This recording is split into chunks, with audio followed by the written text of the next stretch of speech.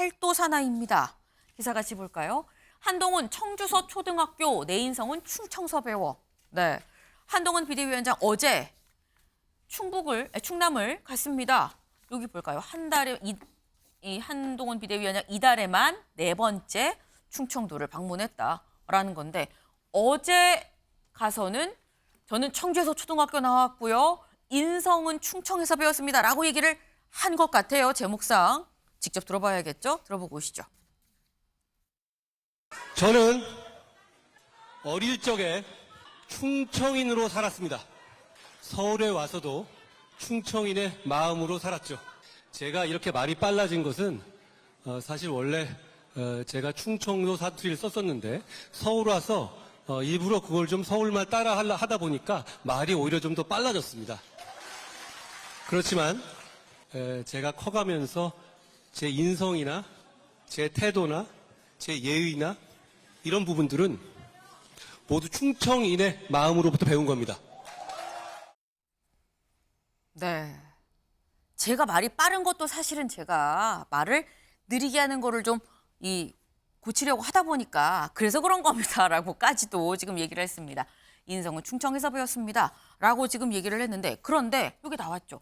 이번 달에만 4번을 충청도를 갔습니다. 지도 같이 볼까요? 네, 처음에 지난 2일에 대전에 갔었죠. 그리고 4일에 이틀 만에 충북 청주에 갔습니다. 그리고 다시 닷새 뒤에 충북 단양 부인사에 또 갔었고요. 그리고 어제 충남 예산에 갔습니다. 지금 충청도만 이달 아직 이제 겨우 절반 지났거든요. 절반 째입니다. 오늘이 15일이니까. 그런데 벌써 4번이나 방문을 했다라는 겁니다. 김광상 변호사님. 네. 충청도가 국민의힘의 어떤 지역인 겁니까? 일단 충청도는 이제 대한민국에서 선거 관련해서 특히 이제 중원이라는 얘기를 하잖아요. 네. 중원에서 이기는 자가 이기는 것이다. 그래서 사실 이제 대선도 그렇고요, 총선도 그렇고요. 충청도에서 표를 많이 얻으면 다 이겼습니다. 그리고 지난번 전 20대 총선에서도 지금 국민의힘 쪽에서 28석밖에 얻지 못했어요. 그러니까 결국 저 총선 완전 참패한 거죠. 그래서 지금 한동훈 위원장이 지금 충청도에 굉장히 공을 들이고 있다, 이렇게 볼 수 있어요. 그리고 이제 본인이 저 충청도 가서 하는 얘기도 보면 충청도 도민 입장에서 보면 굉장히 마음에 드는 얘기를 이제 쏙쏙 하고 있거든요. 네. 외모로 보면 사실 충청도 사투리와는 전혀 멉니다. 액센트도 멀고. 그다음에 서울 말을 쓰고 있고, 외모도 보면 전형적인 강남 파락군 출신의 외모처럼 보여요. 그런데 충청도에서 충청인들이 제일 좋아할 수 있는 말, 나의 인성은 충청도로부터 나왔다. 네. 그것은 내가 어릴 때부터 학교를 다녔기 때문에 배웠다. 그러니까 틀린 말은 아니죠. 틀린 말은 아니지만 이제 정치적으로 들으면 굉장히 충청도 표를 얻기 위해서 많은 애를 쓰고 있다, 이제 이런 생각이 들어요. 그래서 스윙보터로서 충청도에 공을 들이고 그래서 이제 표를 얻고 그래야만이 총선을 승리할 수 있다는 생각이 들기 때문에 지금 한동훈 위원장이 저렇게 충청도에 집중적으로 공과 정성을 들이고 있다, 이렇게 볼 수 있을 것 같아요. 네. 중원을 얻는 자가 전국을 얻는다라는 말씀이셨어요. 그래서 이렇게 한 달에 4번, 어쩌면 더 갈 수도 있을 것 같습니다. 자주 이렇게 지금 충청을 방문했다라는 건데, 말씀에 지금 인성은 충청에서 배웠다라고 또 충청도 사람들이 좋아할 것 같은 그런 말을 또 잘 플러스 했다라고 말씀을 하셨는데, 한동훈 위원장 지금 전국을 돌고 있습니다. 전국을 돌면서 한 그 말들 저희가 좀 모아봤는데요. 들어보고 오실까요? 국민의힘이 대구 경북에 정체되거나 매몰되면 안 된다. 대구 경북에서 벗어나야 한다고요. 그런데 저는 그렇게 생각하지 않습니다. 이곳 대구는 저의 정치적 출생지 같은 곳입니다. 저는 지난 정권 때 한 4번 정도 좌천을 당했었는데요. 그 3번째가 바로 이곳 충북의 진천이었습니다. 제 인생에서는 이 진천에서 보낸 시간이 사실 화양연화 같은 시절이었습니다. 저희 아버지는 춘천 소양로에서 사시면서 춘고를 다니셨습니다. 어머니는 역시 춘여고를 다니셨습니다. 그리고 저는 군생활 3년을 모두 강릉에 있는 18 전투 비행단에서 했습니다.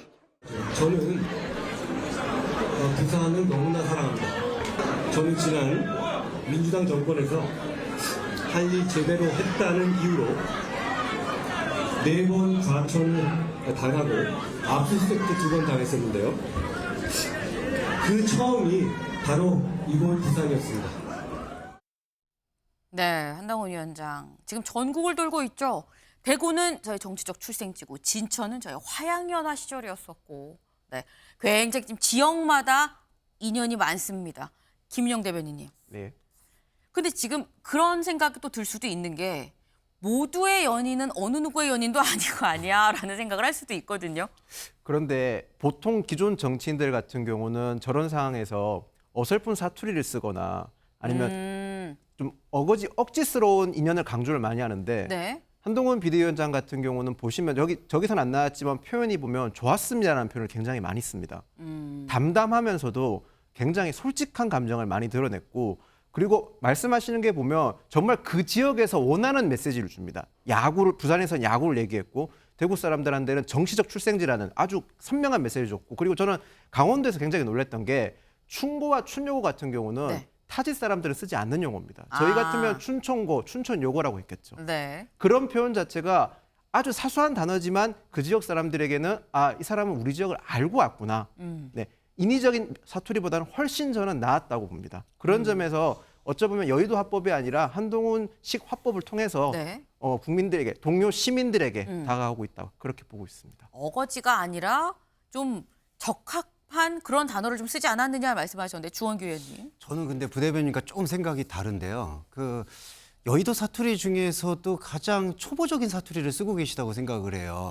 왜냐하면 지금 비대위원장이라는 위치가 사실은 국민의힘의 자성과 반성 그리고 조금 송구스러운 얘기지만 윤석열 대통령, 윤석열 정부의 노믹스 자체가 지금 실종된 상황에서 윤석열 노믹스가 무엇인지를 당에서 제시해 줄 수 있는 그러한 숙고의 시간이나 연구의 시간, 발표의 시간, 그리고 언론과의 소통의 시간이 있어야 되는데 그게 전혀 없는 상태에서 지금 지역 찾아가서 지역 용고를 외치는 것 자체가 여의도 사투리의 전형성이 아니고 무엇이겠느냐. 그리고 부산에 가셨을 때에도 그때 인증샷도 사실은 타임라인도 맞지 않았어요. 이런 부분의 어설픔들을 계속해서 한동훈 비대위원장이 한다는 거에 대해서 저는 아쉬움을 느끼는데 그게 결국은 개인의 지지율에는 도움이 되겠지만 당과 그리고 정부와 대통령실의 그런 협의에 있어서 그리고 앞으로 있어야 될 그 공천 관리에 있어서도 도움이 되겠느냐 저는 마이너스가 될 거라고 생각합니다. 네, 지금 두 분 상반된 입장을 주셨어요. 왠지 지금 잘하고 있다, 노련하게 잘하고 있다라는 점 아니다. 이거는 사투리 초보다라고 지금 상반된 말씀을 지금 같이 주셨는데 이제 지금 한동훈 비대위원장 전국 순회를 하다 보니까 지역마다 지금 가서 내놓은 메시지가 다 저마다 좀 달랐습니다. 이 전국 순회 끝이 보입니다. 이 17일 날 서울까지 지금 찍고 나면은 이제 완전히 끝이죠. 다음 기사 볼까요? 전국 순회 마치는 한동훈 이젠 공천 칼 뽑는다라는 겁니다. 전국 순회 마치고 이제 다음 순서는 진짜 공천 본론으로 들어가는 거다. 본 게임에 들어가는 거다라는 얘기인 거죠. 공천 칼을 뽑는다. 당장 내일 공천관리위원회 첫 회의가 예정이 돼 있습니다. 근데 한동훈 위원장 최근에 공천 관련해서 이런 얘기를 했습니다. 다음 기사 볼까요? 한동훈 공천 받는다고 말하는 사람 믿지 말라. 직접 들어보고 오시죠. 내가 공천을 받게 돼 있다 이렇게 말씀하고 다니시는 분들이 많아서 당의 공천 공정성을 바라보는 시각이 훼손되고 있다 그런 지적이 많은데 좀 비대위원 이게 자기의 PR이라든가 이런 거의 방법으로 과거부터 늘 있어 왔다는 거잖아요. 공천 받기로 되어 있는 사람은 결단코 없습니다. 그리고 그런 얘기 하고 다니는 분들 말은 믿지 마시라는 말씀을 제가 드립니다. 네, 그런 말하고 다니는 사람 절대 믿지 마십시오. 공천 결정된 거 없습니다. 라고 딱딱 끊어서 확실하게 지금 얘기를 했습니다. 관건은 그거겠죠. 지금 공천 칼을 휘두른다라고 아까 표현이 나왔었습니다. 근데 공천 칼, 비대위원장, 공관위원장 네, 지금 휘두를 수 있는 부분인 건데 문제는 김광삼 변호사님. 공천 칼을 얼마만한 규모로 어떻게 휘두를 것이냐 아닙니까? 이제 한동훈 위원장이 이제 전국 팔도 돌잖아요. 네. 다 끝났어요. 네. 그러면 이제 한동훈 비대위원장이 이제 본인의 실력, 능력 이런 것들을 이제 보여줄 시간이 바로 앞에 이제 코앞에 다가왔다 이렇게 봅니다. 이제까지는 이제 본인의 어떤 개인적인 메시지 전달에 치중을 했다고 한다면 네. 이제는 이제 바로 이제 공천 관련돼서 어떻게 정리를 해야 할 것인지 문제가 있어요. 그런데 공천이라는 것이 다 만족하는 공천을 할 수 없습니다. 결과적으로 국민의 눈높이에 맞지 않는 그런 사람을 쳐내고 결국 능력 있고 경쟁력 있는 사람들 이제 공천 전면에 앞세워야 하면 결국 좀 엄청난 갈등이 있을 수밖에 없어요. 그러면 그 갈등을 어떻게 해치고 가느냐 이게 굉장히 중요하다고 봐요. 그래서 일단 뭐 첫 단추가 중진 의원들과 좀 대화하는 자리를 마련한 것 같습니다. 네. 그 이유는 여러 가지가 있지만 우리가 볼 때는 중진 의원들 먼저 쳐야 하는 거 아니야? 칼로 정리하는 거 아니야? 이제 그런 생각을 할 수 있는데 네. 오히려 이제 본인은 역으로 하는 것 같아요. 그래서 중진 의원들로부터 많은 얘기를 듣고 그 다음에 순차적으로 이제 자신의 어떤 생각을 실현해 나가려고 하는 게 아닌가 싶어요. 그래서 계속 뭐 공천 칼을 뽑아서 어떻게 쓸 것이냐, 뭐 영남원들 어떻게 할 것이냐, 이제 그런데 이제 관심을 집중하고 있는데 일단 아무튼 뭐 지금부터는 뭐 앞으로 김건희 여사에 관한 특검법도 마찬가지고 네. 공천이라는 엄청난 숙제가 남아 있어요. 이걸 어떻게 하느냐에 따라서 총선 승리 여부에 결정을 미칠 것이고 본인의 어떤 정치적 미래에도 굉장히 많은 상관관계가 있을 겁니다. 네. 앞으로 지금부터가 진짜다. 이제 한동훈이 어떤 사람인지 좀 보여줄 때가 됐다라고 지금 말씀을 하셨는데 보여줄 때가 됐는데 어떻게 보여줄지는 말씀을 아직 안 해주셨어요. 김인영 대변인님. 네. 어떤 그림을 한동훈 위원장은 공천에서 그리고 있을까요? 그러니까 취임 일성에서 희생과 헌신을 얘기하셨습니다. 네. 저는 거기에 앞에 책임이라는 단어가 있다고 생각합니다. 책임. 책임 있는 희생과 헌신을 요구할 거라고 생각하고요. 네. 지금 21대 국회가 사실 모든 국민들에게 지탄받고 있지 않습니까? 그렇게 되면 국회 선출된 국회의원으로서는 자신의 책임이 지지 못한다면 당연히 책임져야 되고 그 책임에는 희생과 헌신을 해야 된다고 저는 그렇게 생각하기 때문에 네. 한동훈 비대위원장도 마찬가지일 겁니다. 무작정 인위적인 희생과 헌신을 요구하는 게 아니라 자기가 생각했을 때 그리고 합리적이고 납득할 만한 근거를 가지고 충분히 중진 의원들 또는 현역 의원들에게 희생과 헌신을 요구할 거라고 생각합니다. 그렇다고 한다면 요것만 짧게 여쭤볼게요.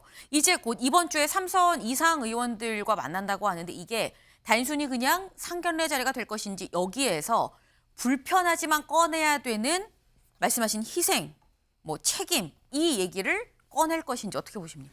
한동훈 비대위원장이 정치 초보라고 하지만 네. 전쟁 같은 법사위에서 매일매일 국회의원들과 논쟁을 벌였기 때문에 네. 저는 하시고 싶은 말이 있으면 가감없이 하실 수 있다. 저는 그렇게 생각합니다. 불편한 얘기도 다 나올 수도 있다. 심지어 그러니까 우리가 흔히 얘기하는 물갈이 관련한 이런 부분에 대해서도 진퇴 부분에 대해서도 삼선들과의 오찬에서 다 이가 나올 수도 있을 것 같다라는 말씀을 지금 주셨습니다. 네. 근데 지금 한동훈 비대위원장 지금 김윤영 대변인은 그런 얘기 다 할 수 있다. 지금 뭐 법사위에서 했던 거 봐라라고 말씀을 하셨는데 이준석 전 대표의 얘기를 좀 같이 들어보고 올까요? 뭐 김건희 특검법이라든지 이런 것에는 전향적인 발언을 내놓지 못하고 결국에는 보조 반찬만 건드리는 거 아니냐. 우리가 세계 최고의 꽁치구이를 합니다. 이렇게 해가지고 횟집에 손님을 모을 수 있겠냐라는 근본적인 지금 문제가 있는 것이고요. 네. 사실 지금 이제부터 정말 한동훈 비대위원장이 중요한 시기다라고 좀 거듭거듭 지금 얘기가 나오고 있습니다. 그런데 이준석 전 대표는 세계 최고 꽁치구이집 한다고 해서 횟집에 손님 모을 수 있겠냐라고 지금 얘기해요. 조기현 변호사님 어떻게 보십니까? 이준석 전 대표의 말에 실제 한동훈 비대위의 성공 여부가 이제 달려 있다고 보는데요. 출발부터 이제 계속 나왔던 문제 아니겠습니까? 지난 한 2주간 정치인 한동훈 개인의 데뷔 무대는 매우 성공적이었다고 보는데 그게 대통령 지지율이나 당 지지율 끌어올리는 효과까지 나가지 않았습니다. 핵심적인 이유는 대통령에게 노라고 할 수 있는 비대위원장이 될 것이냐. 그리고 여권 내 광범위에 퍼져 있는 성역화됐다고 보여지는 김건희 여사 관련된 문제를 직격할 수 있느냐.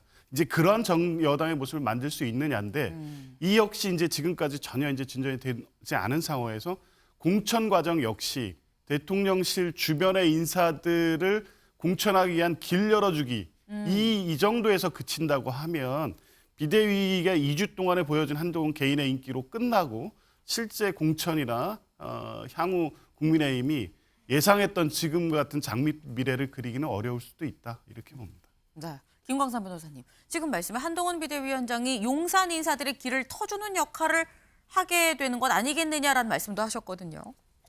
그게 굉장히 중요한 부분이에요. 그런데 네. 지금 많은 비판받고 있는 게 과연 윤심에 의한 공천이 이루어지느냐. 이게 이제 검사 공천 이런 얘기를 많이 하고 있잖아요. 그런데 그걸 한동훈 비대위원장이 모를까요? 굉장히 공천에 있어서 그분이 어떻게 보면 한동훈표 공천의 핵심이라고 볼 수 있거든요. 네. 그렇기 때문에 아마 그런 부분들에서 한동훈 위원장도 잘 알고 있기 때문에 이제 어떻게 조정을 하느냐 이제 그런 면을 이제 일단 국민 앞에 보여줘야 한다고 봅니다. 네.